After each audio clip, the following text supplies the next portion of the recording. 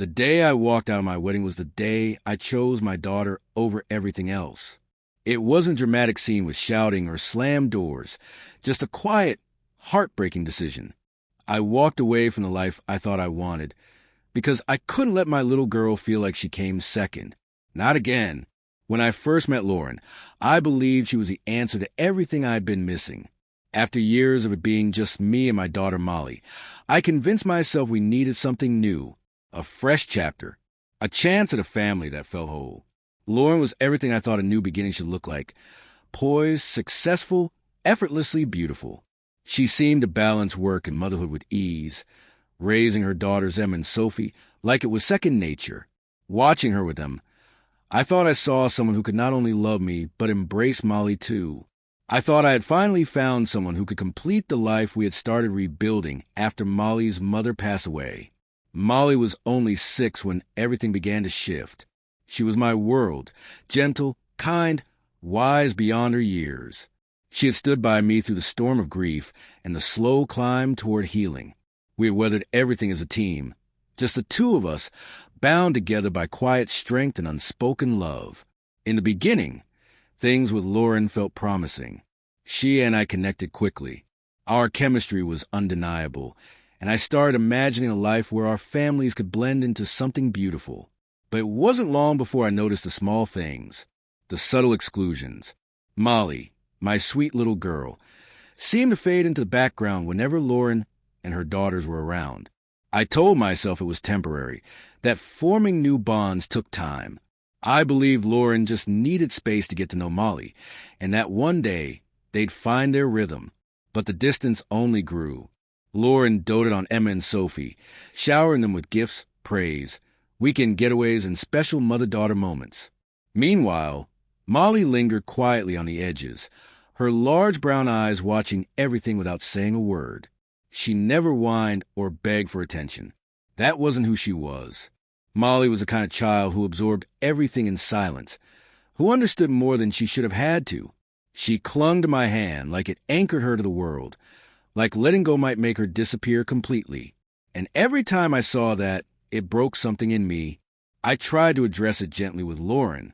I remember suggesting we include Molly the next time we picked up something for her girls. Just a small gift, I said, so she doesn't feel left out. Lauren smiled distractedly and said she hadn't noticed. She promised to remember, but she didn't. Not that time or the time after that. I kept telling myself things would improve, that this was just part of the process. But then Christmas came. I'll never forget that day. Emma and Sophie tore into their presents with shrieks of joy, sparkling dolls, tablets, glittering accessories, things that lit up rooms and little hearts. And Molly, ever the quiet observer, was handed a simple coloring book. That was it. No ribbon, no thoughtful note. Just a flat, impersonal gift wrapped in indifference. Molly smiled as she said thank you, her voice soft and steady. But I knew her well enough to see what hid behind the polite facade. That smile wasn't happiness. It was survival. She was trying to be good, trying not to ruin the moment.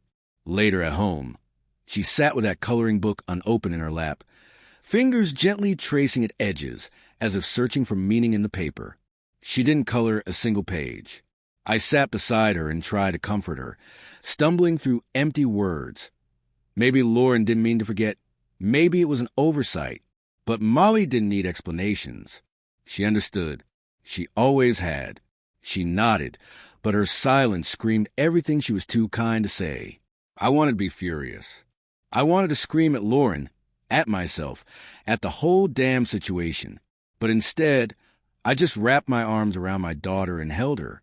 I told myself I'd fix it, that I'd find a way to make it right. But later never came. Even Lauren's family made it clear that Molly didn't belong. Their smiles were polite, but their comments were sharp, hidden behind sugar-coated words. Her mother once said, "Lauren deserves someone who can take care of her," then added, "You're doing your best, though. Like raising my daughter wasn't part of being enough." That was the moment I truly saw it. Molly would always come second in that world, if she even had a place in it at all. So I made the only choice I could live with. I walked away, not from love, not from commitment, but from the kind of life where my daughter's worth was overlooked. I didn't need a perfect family or a picture-perfect wedding. I just needed Molly to know she was my first choice. Always.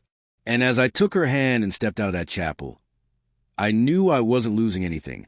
I was choosing everything that truly mattered. Her mom and dad showered Emma and Sophie with affection. They were their pride and joy, the picture-perfect grandchildren. But Molly hardly got a glance. I kept telling myself that it would change. Once they got to know her, they'd see her sweetness, her thoughtfulness. Eventually, they would warm up to her, and everything would fall into place. But it didn't. Kyle, my best friend and Molly's godfather, was the first to call me out on it. One evening, he showed up with a six-pack of beer, sat me down, and told me straight up that I was blind. He said that if Lauren didn't love Molly now, she never would. He didn't need to say much more. I already knew in my gut, but I wasn't ready to face the truth. I brushed him off, unable to hear it, unwilling to admit it. Then Sarah, my sister, saw it too. One afternoon, she came over, and while I was talking with Lauren, she noticed Molly sitting alone at the table, coloring quietly. Emma and Sophie were being helped with their homework. Sarah pulled me aside and with a quiet urgency said the words I'd been dreading. "James, you're letting Lauren treat Molly like she doesn't even exist." I snapped back, defensive. I told her Lauren just needed more time, that it wasn't as simple as she thought. But Sarah didn't buy it. 2 years, James. How much more time does she need? Her words hit me like a slap. How much longer could I keep ignoring the truth? How much longer could I pretend everything was fine when it was clearly falling apart? I had clung to the hope that the wedding would fix everything. Once we were officially a family, I convinced myself Lauren would start to see Molly as her own. It was naive, even foolish.